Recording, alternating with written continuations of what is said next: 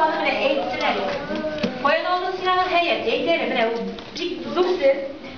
Aşağıdır neydi? Kim yazdı? Abdülkerim.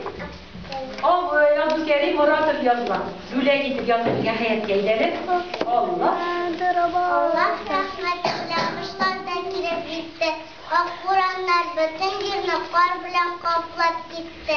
Şehirlerde, avullarda yılı aktunan gitti.